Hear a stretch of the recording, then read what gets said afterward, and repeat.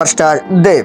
হ্যাঁ ভিউয়ার্স, বর্তমানে শাকিব খান তুফান মুভি শুটিংয়ে ভারতে ব্যস্ত সময় পার করছেন।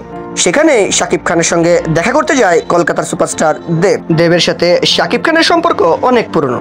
সেই পুরনো বন্ধুর সাথে দেখা করতে চলে যান এই সুপারস্টার। সেখানে সাংবাদিকদের প্রশ্নের মুখোমুখি হন দেব। তখন সাংবাদিকরা তাকে প্রশ্ন করে, আপনার বন্ধু শাকিব খানের এইবারের রাজকুমার সিনেমাটি মুক্তি পেয়েছে, আপনি কি সেটি দেখেছেন? তখন উত্তরে দেব বলেন, বাংলাদেশে গিয়ে রাজকুমার দেখার জন্য সময় বের করতে পারেনি। আশা করছি কিছুদিনের মধ্যেই ভারতে মুক্তি পাবে এই সিনেমাটি। তখন পরিবারের সবাই মিলে রাজকুমার সিনেমাটি দেখতে যাব। তখন তিনি আরো বলেন, সিনেমাটি না দেখলেও সিনেমার গানগুলো দেখেছি, বেশ চমৎকার হয়েছে। আমার ফোনের প্লেলিস্টে এই সিনেমার বরবাদ গানটি আমি রেখে দিয়েছি। পরিচালক এই সিনেমাটি খুব যত্ন করে নির্মাণ করেছেন। নির্মাণ দেখলেই সেটা বোঝা যায়। পরে তাকে জিজ্ঞাসা করা হয়, বাংলাদেশের সুপারস্টার আর কলকাতার সুপারস্টার মিলে কখনো একসাথে সিনেমা করার প্ল্যান আছে কি? তখন দেব বলেন, হ্যাঁ অবশ্যই, আমি সবসময় চাই দুই বাংলা মিলেমিশে একসাথে কাজ করুক, এতে আমাদের বাংলা সিনেমারই লাভ। আমি চাই শাকিব খানের সাথে একসাথে কাজ করতে। কয়েকবার কথাও হয়েছে, শেষ পর্যন্ত সবকিছু মিলেনি, তাই কাজ করা হয়ে ওঠেনি।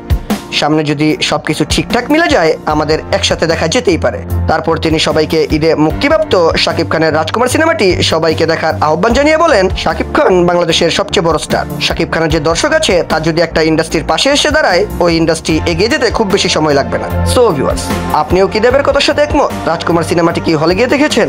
কেমন লাগলো অবশ্যই কমেন্ট করে জানাবেন।